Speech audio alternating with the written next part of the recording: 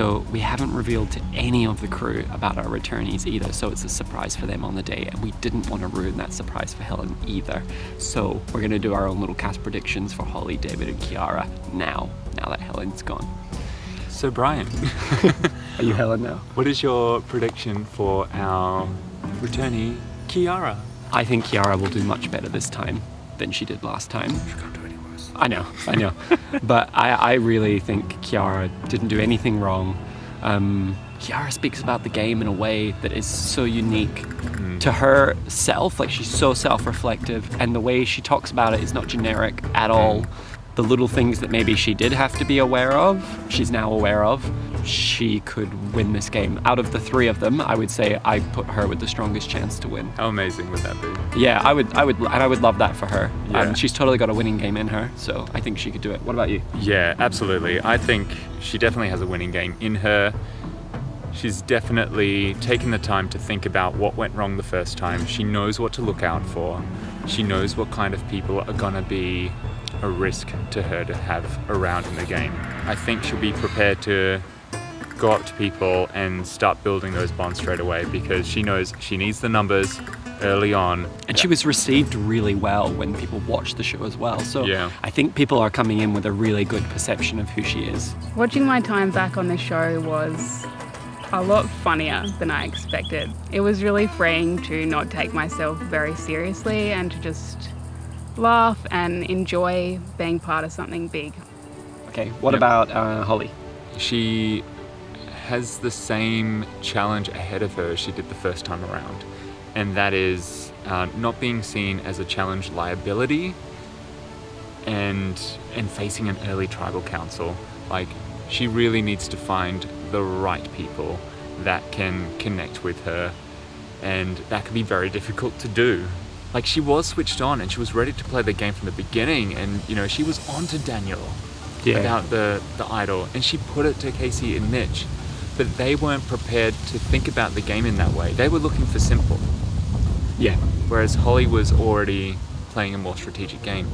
And I don't necessarily think that Holly did something wrong there. I think her tribe made a mistake in not listening to her.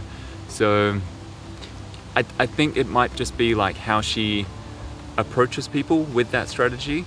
Maybe she needs to hold back a bit and be a bit more of a yes person to somebody else's idea.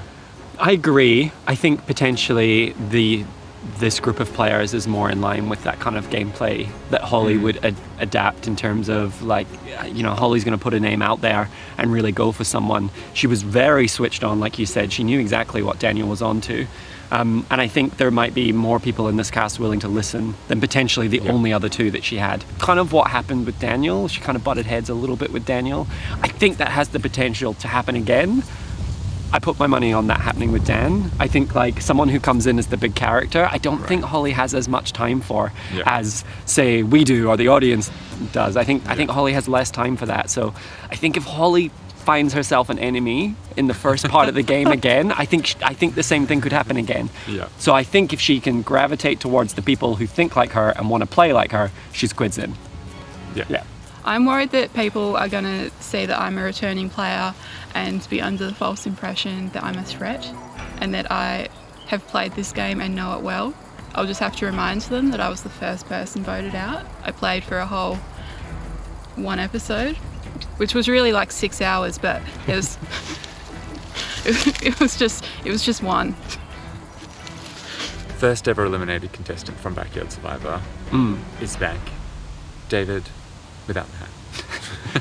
How exciting. Like, he's such a wild card for me. Yeah. Like, I really have got no sense of how he'll do. When he got voted out, I think we all unanimously went, geez, he really kind of sets the standard for anybody who could go out of Backyard Survivor, because he's kind of like typically someone who you think would do really well. But now that he's playing again, I don't know if he'll do really well. Like, I think so. I think he's smart. I think he's nice. I think people generally like gravitate towards him and like being around him. So I think all of those things are going in his favor. I don't know about his strategic game though. That's a big wild card for me. Like, I can see the story where, like, he has this uncapped potential that we've never seen before and completely comes in and dominates and wins. I can also see a story where he's just the nice guy. Right. And people take him for a ride. I can see both. So to me, big question mark over how David's going to do. If this was his first time playing, I think he, easily gets into a solid majority with like-minded people and makes it really far. I think that he comes in with this extra threat level because of the redemption storyline, and that could be seen as a risk. But it's true. You don't really want to sit with any of these people at the end, given this theme is redemption. It's likely one of them would win sitting at the end. And I think the people he is likely to align with are going to see that and will take him out at the end, Yeah, I agree. A lot of people have seen the first episode, season 1, Backyard Survivor. So I think, there will be a bit of a threat. This guy knows what's up. He knows how to play. But hopefully that'll disappear quickly and we can get into some challenges and I can sort of show people that I'm worth keeping around as opposed to last year. Or last time, sorry. My hope for these 3 players is that they're not seen as huge threats right at the very beginning. Because, this is something that Survivor hasn't really done before, bring back first boots. It's done it once, but bring back first boots. As soon as we get into that second round of gameplay, everyone's on the same playing field. Exactly. So it would be really unfair for someone to really pin someone as a huge threat who has all this Backyard Survivor knowledge coming into the game when they don't. Yeah. I'm also hoping that we don't have a case of people seeing the fun in voting someone out first twice. And that could happen. That could come up for some people where they think this would be iconic to send this person home first again. At one point, just like in the real Redemption Island on the US Survivor, we were contemplating making them safe for the first round of voting, but we haven't done that. So, fair game. They could go first if they want. If you do it, you are savages. You are absolute savages. Yeah. Yeah. Who knows? I think it's going to be so exciting. I mean, they can't all be first out again. So 2 of them will make it further than they did last time. Yeah. It's very exciting. We're very grateful that they agreed to do it and come back, and we can't wait to see how they go. But see ya. Someone's coming. Let's go.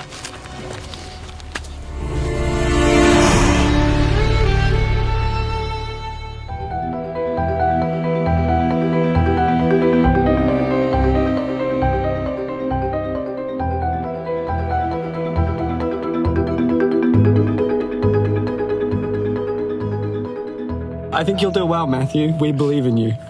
Okay, thank you for the vote of confidence.